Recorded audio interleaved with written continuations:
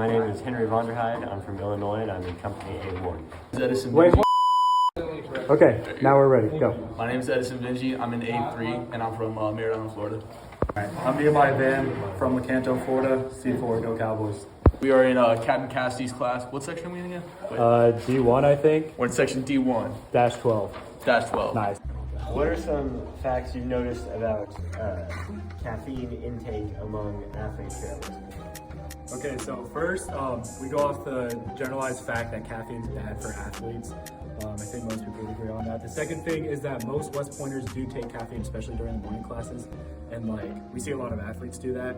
Me personally, I see Dylan Moran every morning in history class last semester. He would bang out like a white monster or rain with like 200, 300 milligrams caffeine. So we're gonna just see how the amount of caffeine that someone takes correlates to their performance on the field. Sounds good, very interesting. So it's the basketball team. That's perfect. Go. Oh, what's up, man? You want to be in our PL100 video? Oh, yeah. Do you have anything to tell our PL teacher? Tell him give us an A or something. This group right here deserves an A. That's awesome. Right. I'm right. Thanks, man. We appreciate that. All right. So, what is the research question you decided to pursue? Yeah, so the question we're going to be answering is how does caffeine intake affect shooting percentage on the Army men's basketball team? Nice. Okay, how do we plan on conducting this experiment? Okay, so we're going to take the men's basketball team, split them up by year and by position, and then from each of those groups, we're going to split them in half randomly, and then we're going to put them into caffeine and non-caffeine groups. From there, the caffeine group gets a caffeine pill before practice, non-caffeine group gets a sugar pill, and then we see how good they are at shooting during the practice. We're going to do that for about a month, and then we're going to analyze the results. There's 24 people on the men's basketball team, so we'll split them up 12 and 12 by position. So the centers and forwards will go into one position group, and the guards in another position group. Split those in half between the two groups.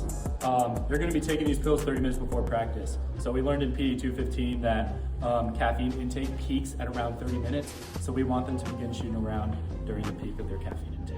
Yo, what type of experiment is this? We're going to be doing a double-blind experiment where the researchers nor the actual people being experimented on know which pill is real. On top of that, we're going to be randomly selecting our groups. That way there's no sampling bias. Nice. Do you agree with that? I do. All right. So what's our independent variable? Can you explain it too?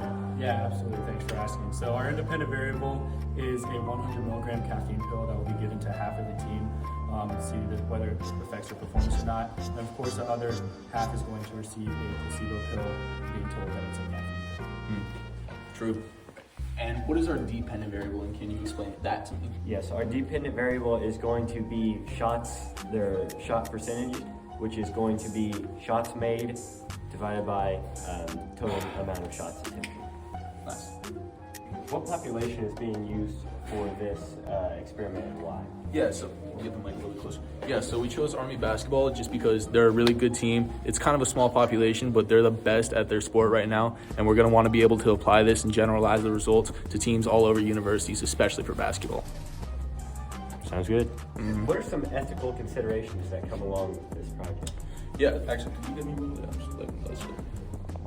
Okay, cool, thank you. Yeah, so basically, we don't want the team to be hurt for their performance during the actual season, so what we're gonna do is conduct this experiment in the off season, and then on top of that, we're gonna do it, if there's a scrimmage or some kind of match 48 hours before, we're not conducting our experiment.